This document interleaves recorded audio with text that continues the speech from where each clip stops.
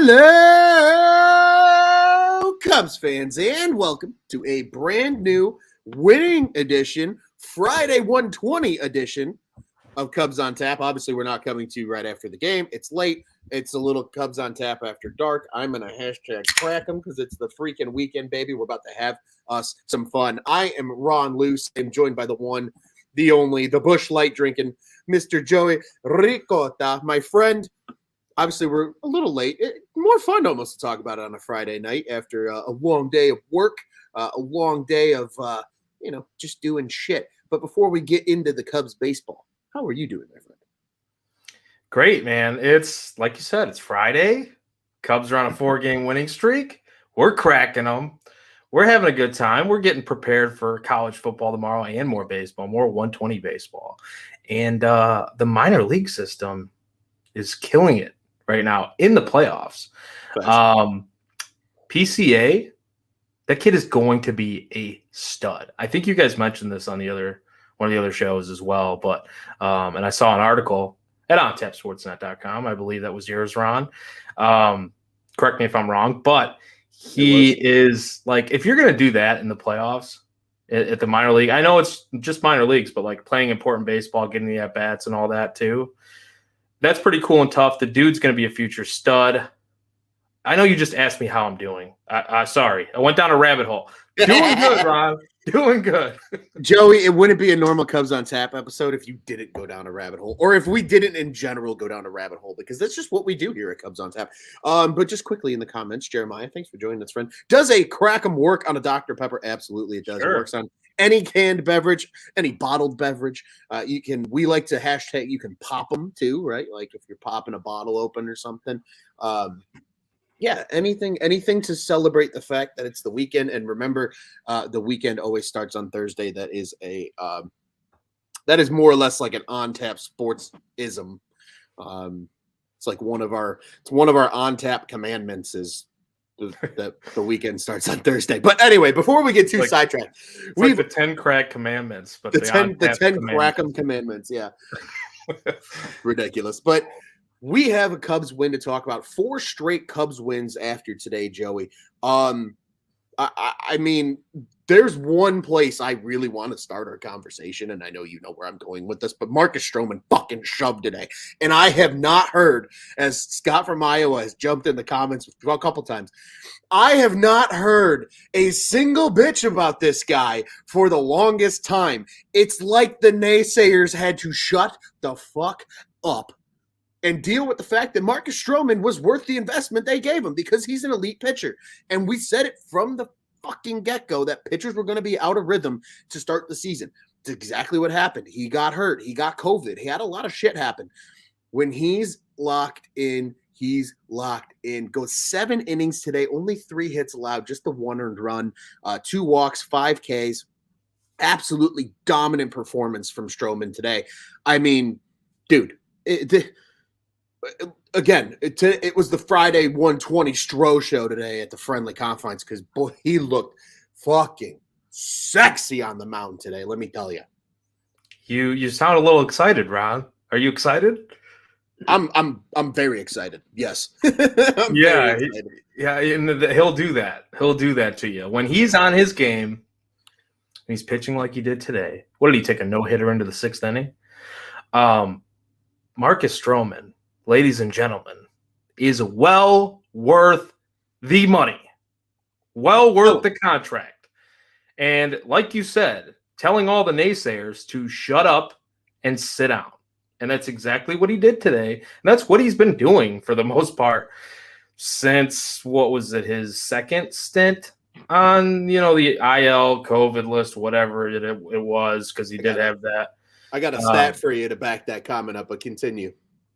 No, man, it was absolutely cool, awesome to see. I listened to a lot of this game on the radio, but what I did see, and I went back and watched a lot of the stuff that he had today. Man, you look at the pitching ninja stuff, the clips, all that stuff too, and it's just like, man, he looked like he was dotting that fastball on the outside corner, but it was like moving from the left-handed hitters like batter's box to the corner, and then the slider was just dumping off the table. Marcus Stroman, man, when he's pitching like that, and yes, he was pitching to more weaker contact than he was striking fools out.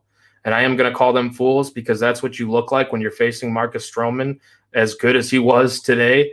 But, when he's doing that, pitching to weak contact and like so efficient, man, so efficient. 85 pitches, I believe we talked about before hopping on here. 5 to get through 7. To get through 7. And like I told you before we hopped on here, I thought he could have absolutely went another inning or 2.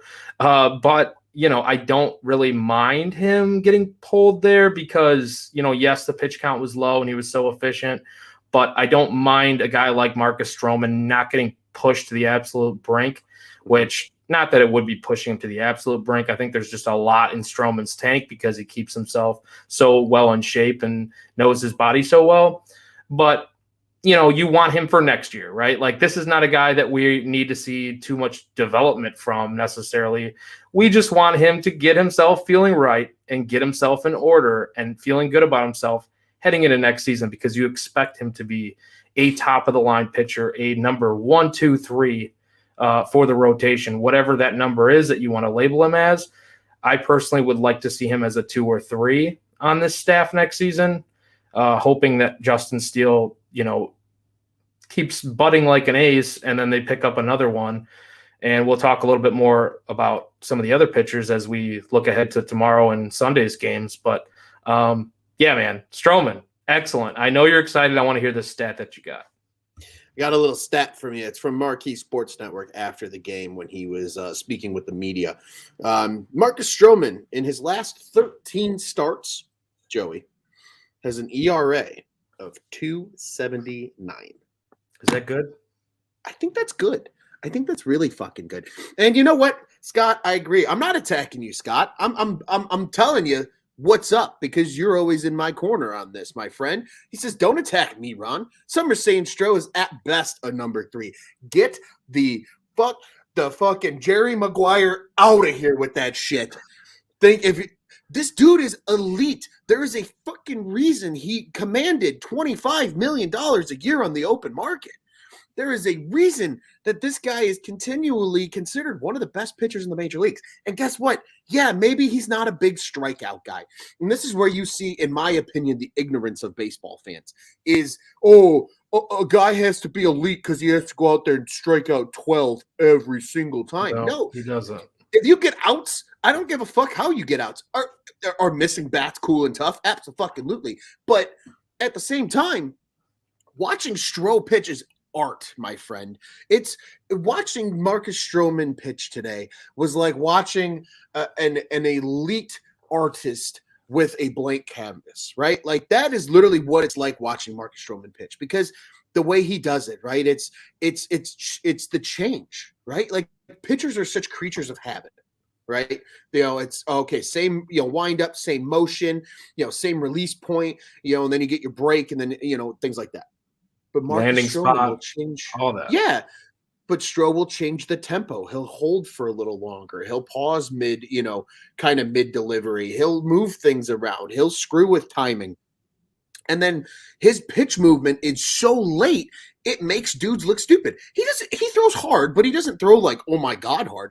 But just the way his shit moves is so dirty. And they talked about it extensively on the broadcast about just all the late movement on his pitches, right? Like, they talk about it where guys will see his pitches and they'll be like, I saw it the whole way. And then I missed it with the bat because it moved late, right? He's got that nice little slider and like kind of cut slider almost that just kind of sneaks in at the last second, or that sinker.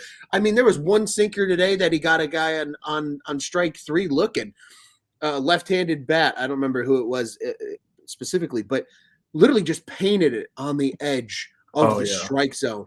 And I think it was actually, it might have been Scott. Correct me if I'm wrong, Scott, if you're still here in the comments, my guy. But responding with the Bob Ross painting. And I was like, yeah, we're painting edges out here today, my friends. And that's literally what he did, man. He was so freaking good. Again, Marcus Stroman was the Marcus Stroman that the MLB has come to know. There's a reason Yeah. this guy is considered amongst the best, even though he's not a huge strikeout guy. 5Ks is still respectable. Don't get it twisted. But like you said, the efficiency today, 85 pitches to get through 7. We remember you were on here last year. Yes, Scott says LOL pre-try. But like you were on these shows with me last year. Remember when we were talking about just begging the starters to go through 5 on like 102 pitches? Felt like a nightly basis. every single game, and now it's different. You've Drew Smiley, who regularly goes 5, 6, and 7 every night. You have Marcus Stroman, who's pitching regularly into the 7th inning. We saw it a couple times out of Kyle Hendricks when he was healthy this year. We've seen it out of Justin Steele of late, right? Steele's nasty now because now he's got the K stuff coming with the innings, right? He's going at least 6 on most nights, and we've seen him go as much as 7, right? He can dial it back and not go for the K and just pitch to contact and work a little more efficiently. It's just such a breath of fresh air seeing a Cubs pitcher that could go into a 7th inning. Because for like 2 years, it felt like that wasn't the case, unless it was Yu Darvish back in 2020, right? Like that was it. That's all the Cubs had in terms of guys that could go deep into games. That's not at all the truth anymore here. And absolutely, as Jeremiah says here too, the Marcus Stroman difference. The guy's a Gold Glover. A literal Gold Glover. I mean, he's a freak athlete. He was a freaking shortstop and a middle infielder in college, for fuck's sake. Like, and he obviously he pitched a little bit too, but like he's an athlete, man, and that's why he's so fun to watch pitch because he'll induce that little dribbler back to the mound and he like welcomes it. He's like, hell yeah, give me that shit. Slings it over to first. He goes sliding down to one knee and pops back up like a shortstop digging in the hole. Like. I love watching him make plays out there, dude. When he makes plays like that, I wouldn't say he makes it look easy. He does, but like just like the swagger that he has when he makes a play, it's like with grace, with this swaggy grace, like just gets into the slide and pops back up, and then he always points to the mitt where it's got the Gold Glove on it. He's like.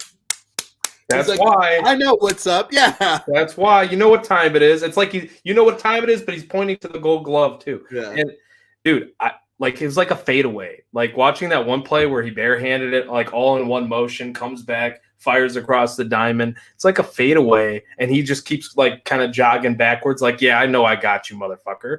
Like it's so sick. It's like you just did the dirtiest thing, the cleanest way, looking the smoothest way possible, and.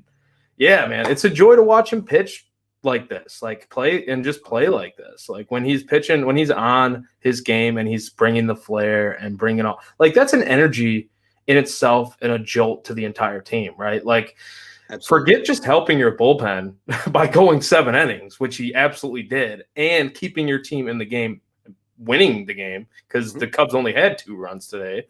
So that 1 run allowed was all they could give up. Forget all that. But like just the jolt that he gives his ball club when he's playing with that, with the swagger that he has, like it's so cool to see. And I want to go back on something real fast. The number 3 that people are saying the best that he can be is a number 3. I don't believe in that. I was just saying if I had a preference, because I feel like there could be some guys that you could list above him if you wanted to, just for like numbers' sake, right? You're writing the names down in the rotation. You could put a Steele and a somebody else above him potentially, right? You mean like a guy who has mutual interest with the Cubs named Carlos Rodon? That would be excellent. I mean, you want to get Carlos Rodon if Rodon wants to be here. I thought they signed him when he left the White Sox with that first season. Yeah. Or no, I'm sorry, he went back to the White Sox. Yeah, there was a lot of rumors though that the Cubs were going to swoop in and take a flyer on him. Yeah. Yeah, and I thought there was a deal in place or something. Like it was like that close that I was like, oh, Rodon to the Cubs. Like I forget what happened with that whole situation where then he went back to the White Sox, but he's familiar with Chicago, right? Potentially wants to be here. That's a frontline dude. You pair him up with a Marcus Stroman, with a Justin Steele. Go down the entire list that we've been going down for episodes now at this point. Pitching's looking good. Pitching's looking deep. Pitching is nice. Like, what is this starting pitching that we haven't seen since the golden era of Chicago Cubs baseball? What is What is starting pitching? I don't know what good starting pitching looks like, Joey. But no, to your point, man, this is an interesting. Actually, I like this idea from Scott. Scott's just dropping dimes here in the comments right now. He Right. says, we need an article to compare the number of quality starts in the first half compared to the second half. Scott, I am going to hold it to you, my friend. I know you'll hold me accountable. Please send that to me on Twitter, and I will take care of it. But one last fun little question regarding Marcus Stroman here before we look at some of the other guys that help contribute to what made today actually a very fun ball game to watch, outside of course, being a beautiful Friday 120 start. Would you rather have Marcus Stroman or Nick Madrigal just defensively at second base? I would argue maybe Marcus Stroman would be just fine there, to be totally honest with you, because he's a stud, dude. And it's funny because they're like the same size too. I mean, they're not much different in terms of height there. But damn it, man, Stro is a freaking athlete, and I think if nothing else, I shouldn't even say that. Sorry, I shouldn't even say that. I'm only 5'8". Like, let's be honest. Like, I'm not very tall. You and Stro are the same height. Yeah, so I call him a midget, but like I'm pretty sure Magical isn't Magical. He's a little bit shorter though. Is that Magical's like 5'6"? Yeah, Magical's tiny. But like I don't know, man. Maybe Stro's got a better arm too. He can turn double plays. Like I'm sure the little fadeaway. Like you're telling me with that footwork, he couldn't like do a little backdrop behind second base and kind of I know my mouth is going away from the mic. This is probably terrible audio, but like as I'm talking, you tell me he can't do like the footwork at second base it takes to turn double plays, and like he can't field the ground ball. Stroman might be the pick. Like, I know we're making a joke out of this, but like he actually might be able to play second base. It might be the pick, and this is also true. Marcus Stroman has hit a home run too in the major leagues, and I don't think Madrigal has. So that in itself is something to keep in mind as well. So even with the bat, maybe who knows? But nah, Stro absolutely electric today. Things you love to see. But let's talk a little bit about, speaking of bats, Joey. Pretty much two guys in particular really carried the offense for the Cubs today. Ian Happ had a great day today, 2 for 3 with a walk and an RBI. He just continues to be a sensation for the Cubs this year. Obviously, the All-Star nod, well worth it for him overall. But it was kind of the McKinstry game today, man. A triple to lead the game off. He gets driven in literally in the with the next one. Oh, Madrigal has 2 homers. Never mind. Sorry. None this year though. No, none this year. You got to remember, I never paid attention to the Southsiders, so I didn't really keep. No reason. I just knew he was a 300 hitter every day. That's about it. But no, but back to the point here with McKinstry. So obviously the triple gets driven in by Happ, and then later in the game when the Cubs need an insurance run, bam, big opposite field home run from him. He looked really good. He's looked really good in that leadoff role too lately. Obviously, getting a lot of playing time now with Madrigal being on the IL. Madrigal's year probably done for the most part. I'm sure there's an outside chance he comes back, but let's just we'll play it safe here and just say he's not coming back. McKinstry's taking advantage of the opportunity. I mean, shit, he came to the team with like a .083 batting average. He's raised it to 205. Yeah, I mean that says a lot about how well he has been at the plate and his defense. I mean, there's been a couple games right where he's made some interesting defensive plays, but I mean, you and I at the Cardinals game identified like 3 or 4 plays in like 2 innings that he made where it's like, wow, that was a hell of a play that maybe you don't appreciate as much watching it on TV, for example, or something like that. So, that was great to see. So from a bats perspective, Joey, I mean, McKinstry and Happ, for the most, Bodie also had 2 hits today, and we have a Jared Young first career hit, a double for him in his debut today, which we'll touch on here in a second. But man, Happ and McKinstry just carried the offense today. Yeah, and I mean, Happ is just.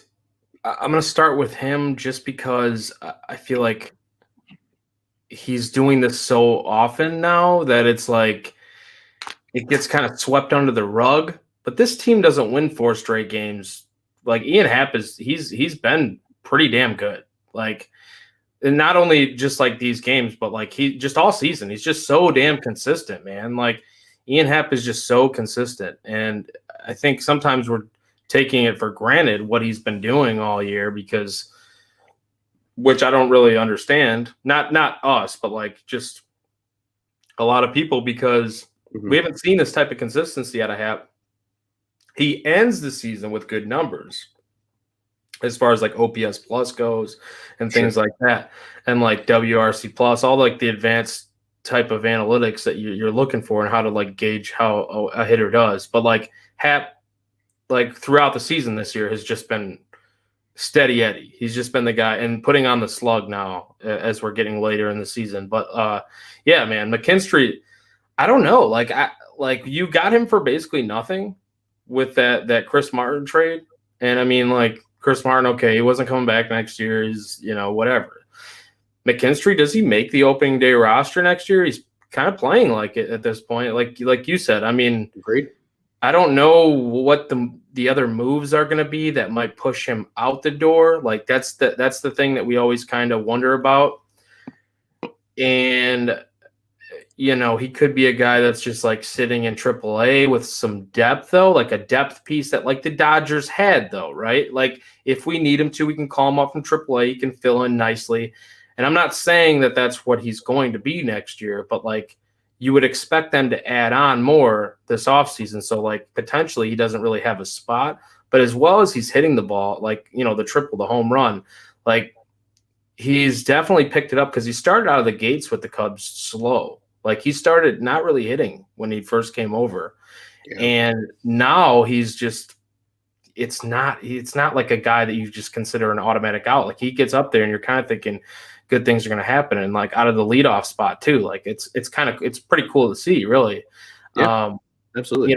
And I'm not necessarily saying that like he can't be a quality bench piece or, cause that's kind of what I really think his role would be on a really good team. Like I don't think he's a starter type. And it's not to take anything away from what he's doing recently. It's just more so the fact that you have to look at things a little bit more realistically and say to yourself, like, what does McKinstry do that's next level above what some of the other guys in the league are doing, like on a World Series contending team? And I don't know if there is an answer there.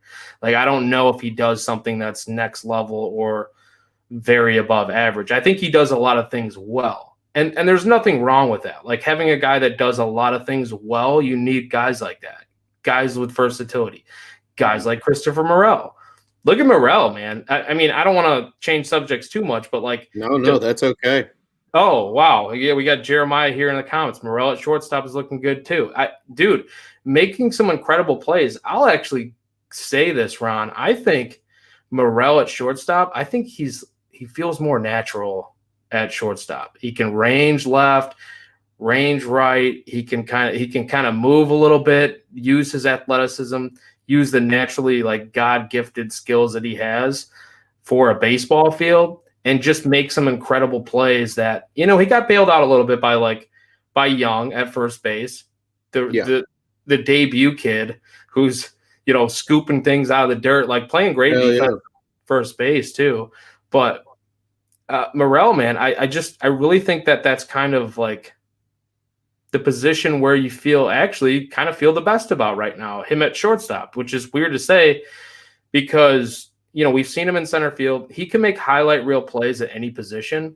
I think third base has been very questionable, and a lot of it has to do with his arm, which he's still – the tough throws that he makes when he throws in the dirt, you can't hold him account. You can't really hold that against him, like when he goes up the middle and, throws one in the dirt. It was a great play, right? It's still a great play no matter how you look at it. But like the easy – I feel like he has a little bit too much time there at third base where he thinks about it maybe a little bit, but then he still is like uncorking it, or he doesn't take enough time, and then he kind of rushes things.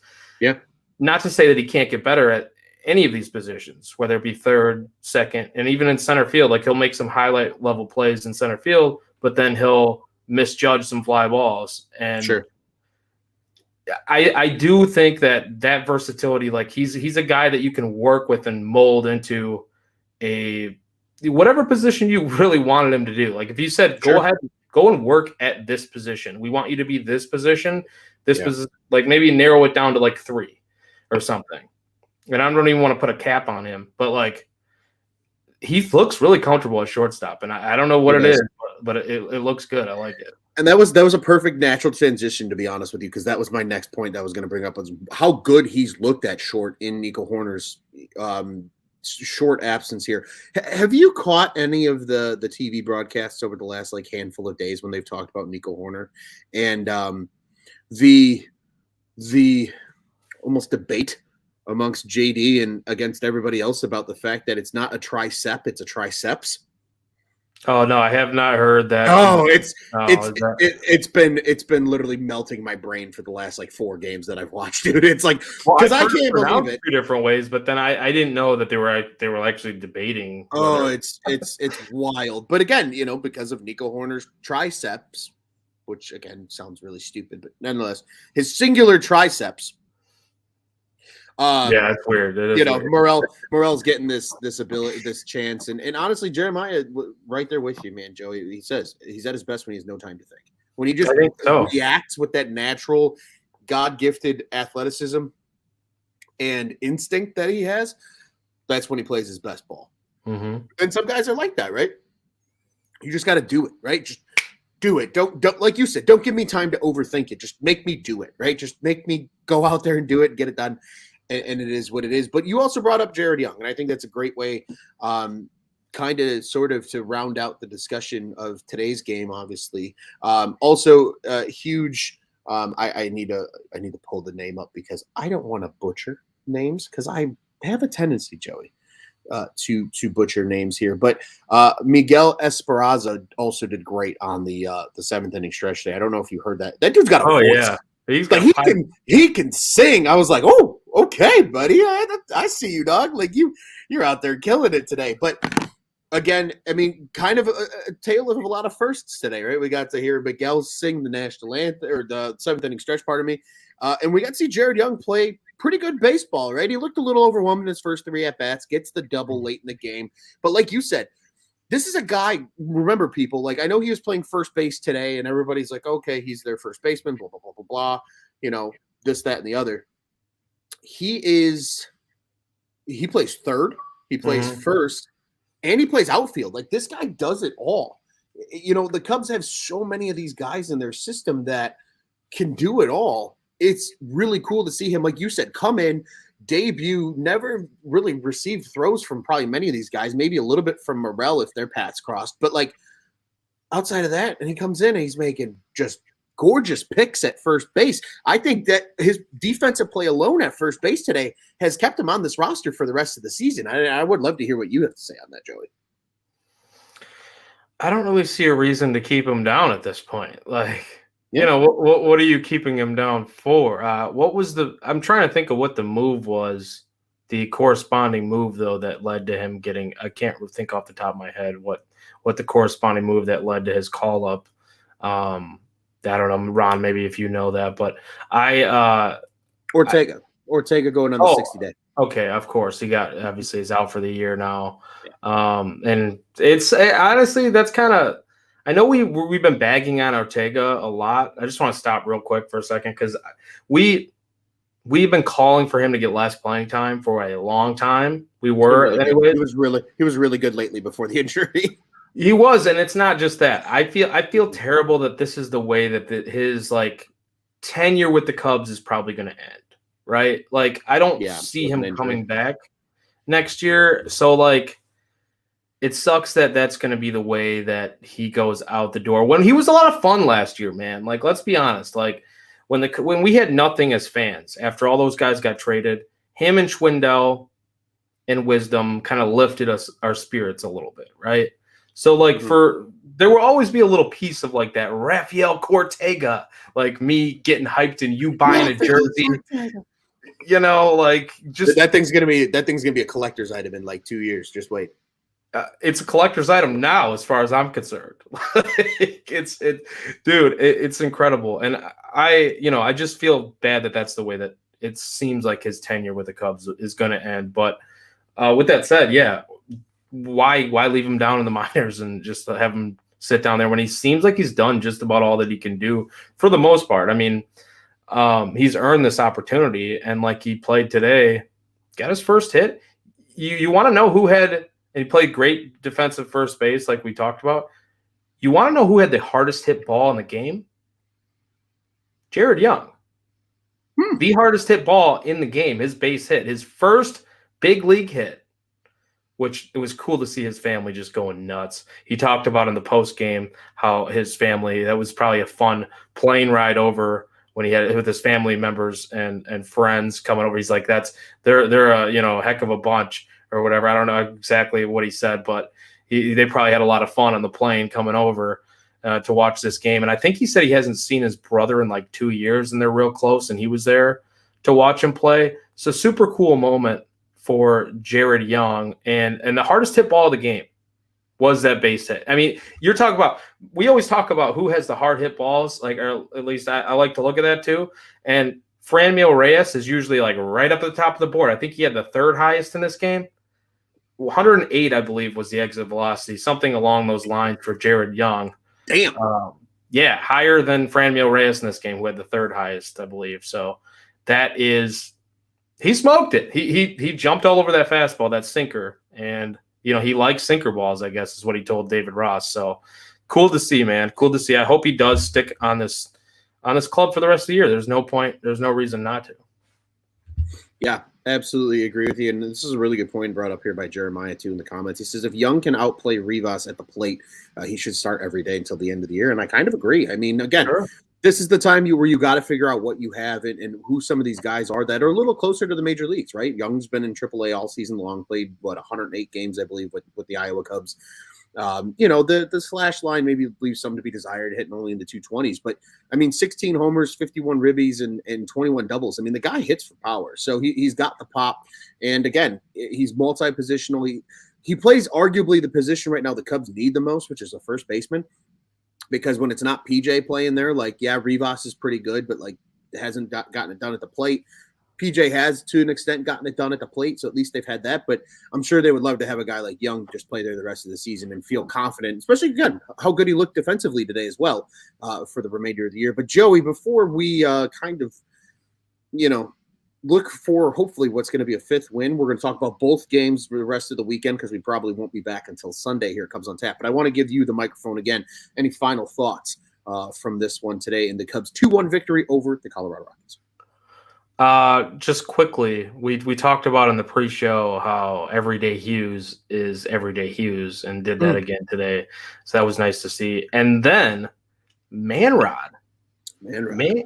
Rodriguez, a clean ninth inning for the save.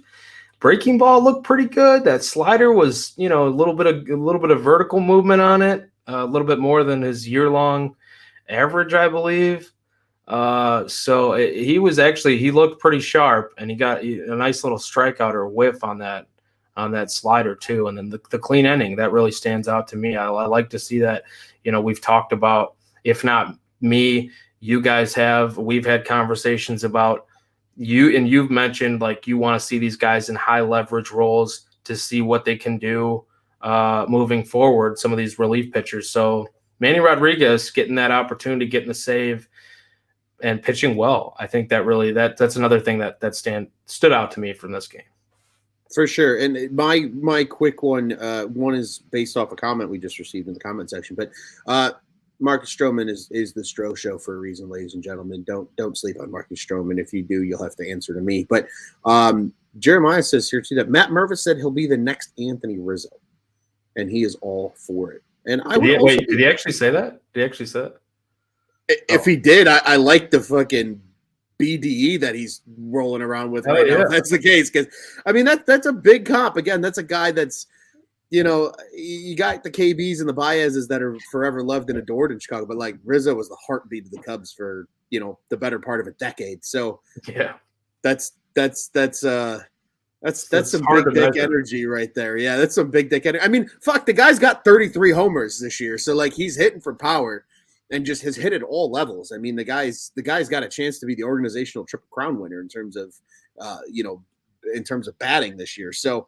I mean, he's been absolutely sensational, man. It's truly crazy to see, but you absolutely love to see it.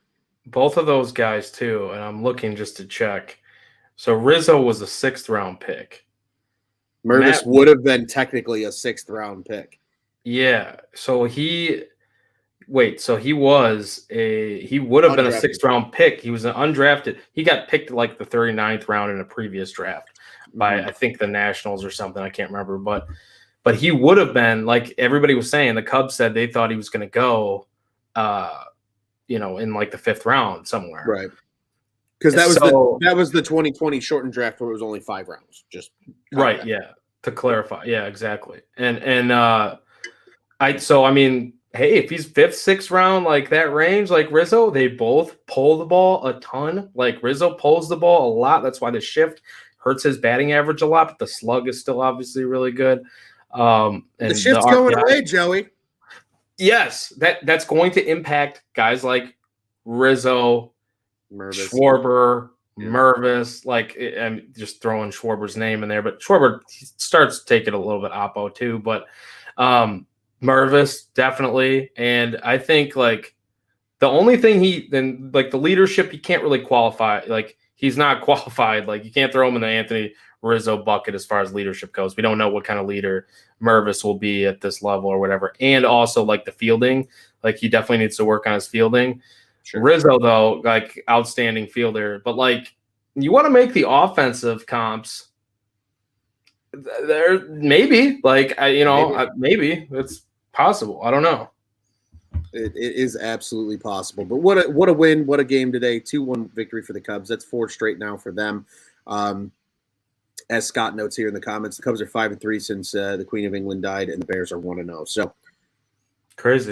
Take that for what you will, but a big win nonetheless today for the Cubs, and the first home win at Wrigley for Marcus Stroman this season too. So that was pretty cool to see as well. But Joey, let's go ahead and look to the next 2 games over the weekend, because the Cubs and Rockies got to finish this series out. Both of them are 1:20 starts on both Saturday and Sunday at beautiful Wrigley Field. If you are watching or listening in the Colorado market, you can listen on KOA 850 AM, and you can watch on AT&T Sportsnet Rocky Mountains for both of these games. And if you're in Chicago, you know the drill. 670 The Score, WRTO 1200, and Marquee Sports Network. And Saturday's game is a MLB Network for out-of-market only customers.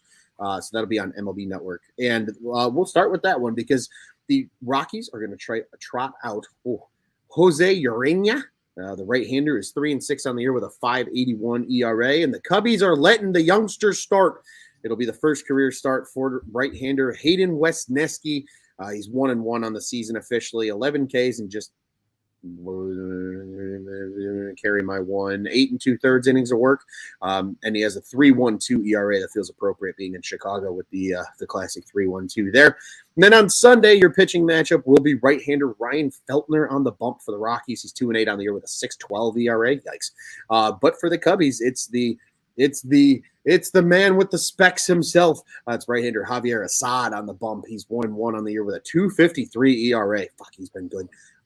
So he'll go on Sunday. So a pair of youngsters going the rest of the weekend. Joey, what do the Cubs got to do to? I hate to say it, but maybe give the Mets treatment to the Rockies this weekend as well. Keep doing what they're doing. I mean, I don't know how many innings Wes Nasty is going to give you. Westudski. Who's this Wesnowski guy? I like who's the Wesnowski guy on the fucking bump here? I always think about what Juice when we first did that podcast. I'm sick of hearing about this trade with him and Efros. I don't know. People were complaining obviously a lot about that, but it always just cracks me up. Wes Nasty, just hopefully he bounces back after the rough one that he had his last outing. I love the fact they're giving him a chance to start. I love it. This is where you want him. Yeah, I don't want him in some piggyback role. Like maybe that works if you have 5 or 6 already studs in the rotation. I feel like his ceiling though as a rotation member is higher. Like if not anybody that's already in the rotation, I think it's probably higher than anybody that's possibly even Justin Steele, right? And that's hard to say right now. Imagine saying that after watching what he's done for the better part of most of the season, I guess I should say.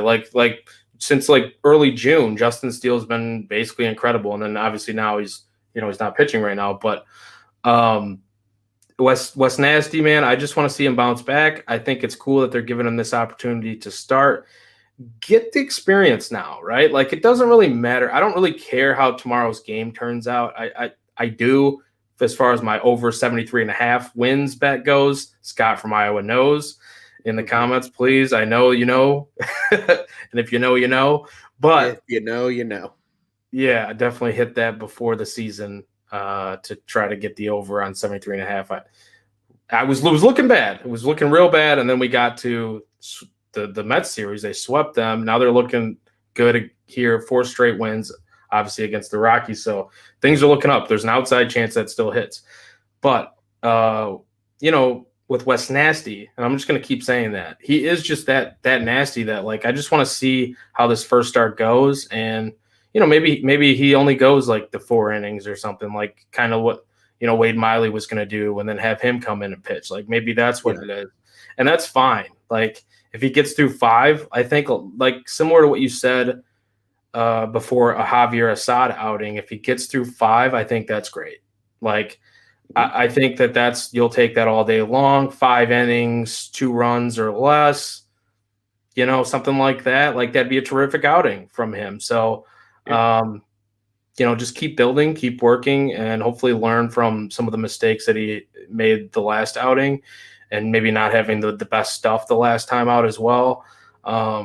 His normal, good stuff. But I think, Javier Assad too, looking ahead to Sunday, like you said, man, he's been a very pleasant surprise here these last, 2 months, whatever you want to call it now. Like, I know it hasn't been really that much time at all that he's been with this club, the major league team, but he just always finds himself, he finds a way to get out of trouble.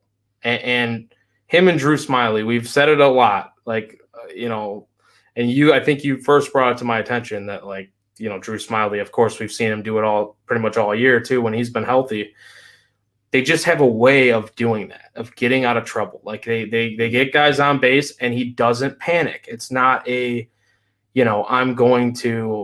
everything starts to spiral. Like, there's pitchers that are like that, where they just can't get out of trouble. Once they get guys on, they don't know how, and they might even have better strikeout stuff than Javier Assad. Like, Assad doesn't have the most terrific strikeout stuff, but he knows how to pitch, it seems like, as a young kid. It's kind of special. So I want to hear what you think, actually, about both of these guys too. Yeah, I'm excited. I had pretty much the same thought that you did with Wesneski, because obviously when you have it's a different preparation process for a kid like Wesneski coming out of the pen in a piggyback role versus actually getting the start. And obviously they project him as a starter. There's a reason that they're as excited about him as they were in order to get him from the Yankees. This is that next step in his development, right? Give him the opportunity to start. Give him the opportunity to be the guy on the bump to start a game. See what he does. He's only 24, still super young, got a lot of time to develop into what he can become. This is step 1 in seeing what he can do.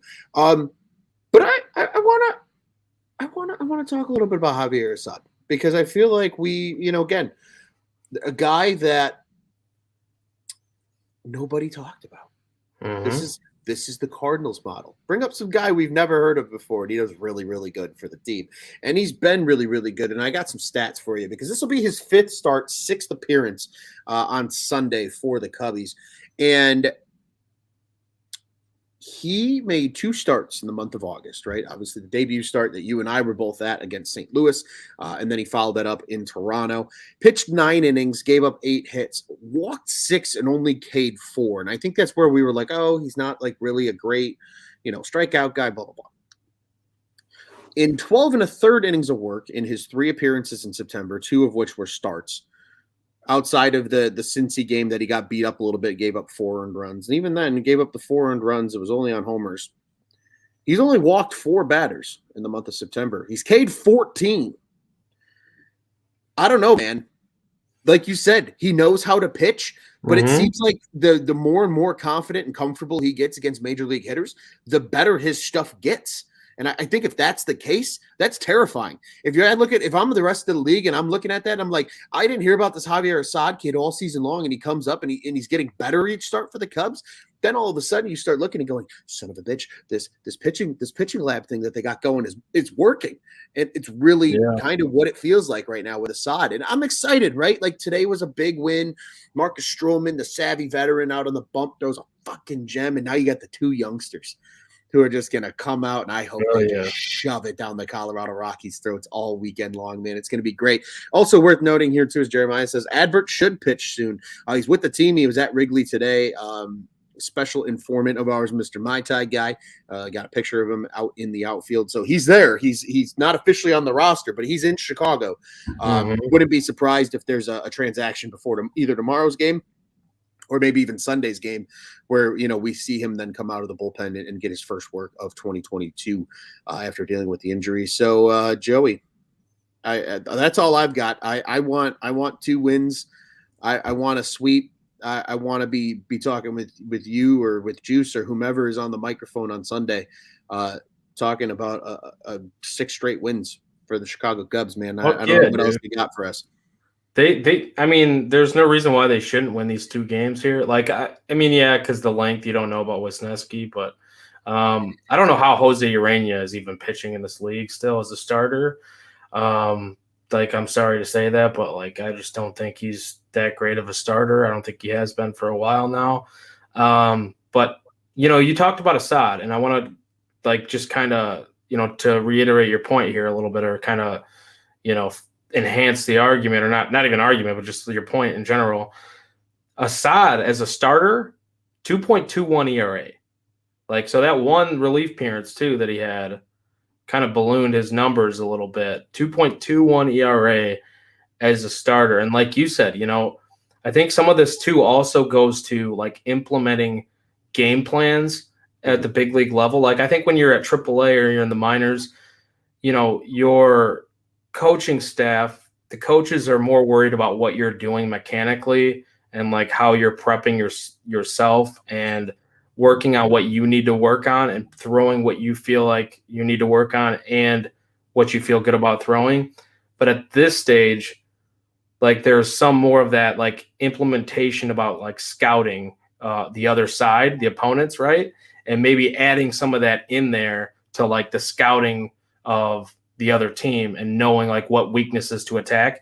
And if this is the guy you're going to get, him pitching like this and knowing how to attack other hitters, like with the help of like Yan Gomes and PJ Higgins and the Cubs coaching staff, obviously, that's huge. Like that can, so maybe, he was even better in the minors than what was shown in the minors too, and which was obviously really good. But like some of that here carrying over, and like you said, seems to be getting better like every time out. And we just spent a whole lot of time talking about Javier Assad, and I'm sorry because we were probably just trying to wrap this thing up. But yeah, I liked a lot of the points that you made, so I feel like it's just something I want to talk about again real quick.